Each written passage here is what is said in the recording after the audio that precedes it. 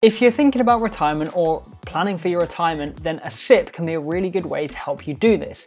But what is a SIPP and why is it useful? Well, first things first, SIPP stands for Self-Invested Personal Pension. I thought I got that wrong for a minute. And what does a SIPP actually allow you to do? It allows you to take control of your finances and invest in your retirement funds in funds that you want to have it put in, so that it's not sitting in an account somewhere with a random employer who've put it into some funds which you don't want to do it. So who is a SIPP good for? It's good for those who want to take control of their finances and have their money work for them in the correct ways, which is going to grow their wealth over the long term. Now, of course, even if you don't want to do that necessarily yourself, you can get assistance with that. You can seek financial advice. You can get advisors who can do this on your behalf, but we'll go into that a bit later on in this video. So first things first, why is a SIPP so good? Well, a SIPP allows you to get tax relief on your contributions. So essentially, when you contribute to your SIPP, you contribute after your tax has already been paid, and then your SIPP provider, so this would be like your financial provider, they would then claim back the tax relief that you had already paid. So therefore, you essentially gain money by contributing. So anything that you've lost in tax, you will gain back by contributing this into your SIPP. So for example, if you are a basic rate taxpayer and your salary and income tax goes into the 20% basic rate, then once you contribute back into your SIPP, then the financial company will claim back the 20% as tax relief for you for free. So you're getting more money, or you're getting the tax relief back on that money back into your retirement fund. So this is why it makes it good.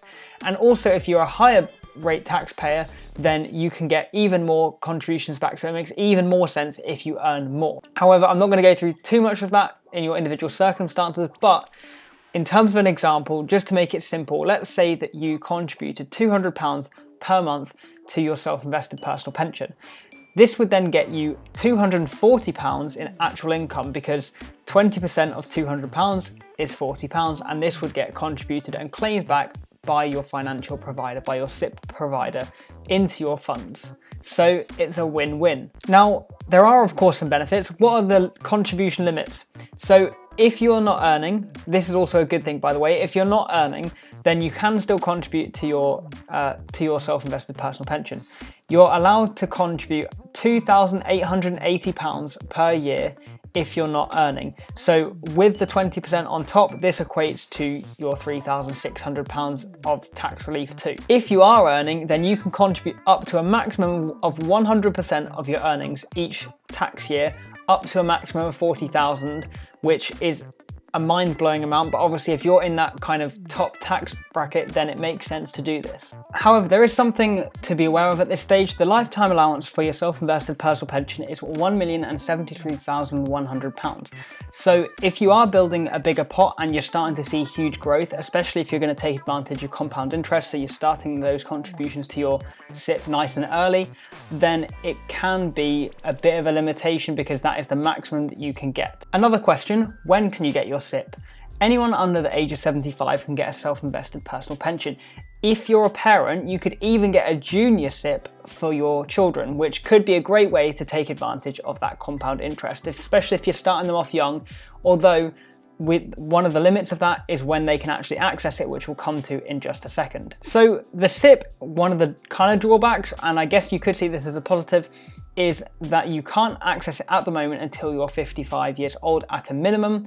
However, this is going to be increasing to 57 from 2028. So that is something to be aware of. And the longer that we go on, the likelihood is that this will get extended, and also that it could change. It could change at any time in the future, but as of right now, that information is correct.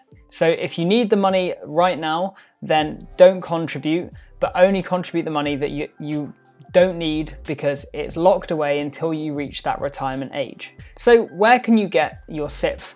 Basically online. That's where you can find the vast majority of self-invested personal pensions. If you do a quick Google search for SIPPs, you will find lots of different providers all over the UK, and lots of different banks that you may already have accounts with offer SIPPs as well. And there's a few different types of SIPPs that you can do. So you can have SIPPs where you choose all of the funds yourself and you choose what to invest in, which is good if you're confident and you know what you're doing and that you want to kind of have the money working for you in that particular way. There's also robo SIPP investors, where it will pick a stock, or you can choose like a package that you want to go into, and it will just invest it automatically into whatever stocks and bonds and ETFs, etc. are within that particular package. And generally speaking, they go alongside the risk level that you're after, or like a particular sector, or they go towards a certain goal. So examples of those would be Pension B, Plum, or target date retirement funds, for example. There's a lot of different SIPP providers out there. Vanguard is one of the cheapest ones. You can also get some providers which will consolidate all of your previous pensions for you. So the SIPP is really, really useful if you want to have all of your pensions into one place, especially if you're maybe a bit later on in your career and you've had 5, 6, 7 to 10 different jobs.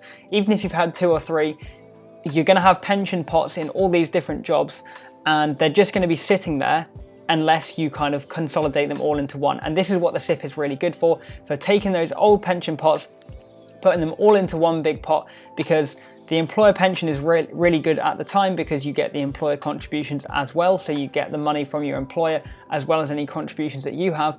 But the SIPP is really good for combining all of those into one and putting them into a package which you are happy with investing your money over the long term, and also one that you can access and view on demand. If you have lost some of your old pensions, there is a great pension finding service by the government, which I'll put a link to in the description, and you can see the link on there and just type in a bit of basic information, and then they can find out for you where your lost pensions are and hopefully help you to consolidate them. Like I said, there are some providers who can consolidate it for you. Pension B is the main one that comes to mind. With that, you just give them a bit of basic information. They will contact the provider, sort all the paperwork out for you and make it nice and hassle-free, and then they can put it into a fund which you choose. Not sponsored, by the way. So in terms of taking out your pension, there's a lot of different ways that you can do this, and I'll leave some links in the description where you can find out a bit more information, because clearly I'm not a financial advisor, and if you are at this stage and you're looking at how to get your pension out and what's going to be the most efficient way for you, I can't help you with that, because I can only give kind of general information and I cannot give you financial advice specific to your scenario. So please do seek financial advice at any stage through this video if you feel that you need it. When you're taking down your pension, you can have a 25% tax-free lump sum, which you take out of your pension and you can do with it what you want. And then after anything that you take out above that will be subject to income tax on the way out. So this is obviously one of the kind of drawbacks, I guess, of a SIPP, but it's the same with any pension. You have two main options with taking out your pension. You have an income drawdown, where you keep your pension invested in whatever funds it's doing, and you take out a percentage each month or on a regular basis so that you have some sort of stable income. Or you have what's called an annuity, which is a policy bought from an insurance company, and you get a certain guaranteed income for the certain amount of time that you agree, or for the rest of your life, depending on the policy and how you do that.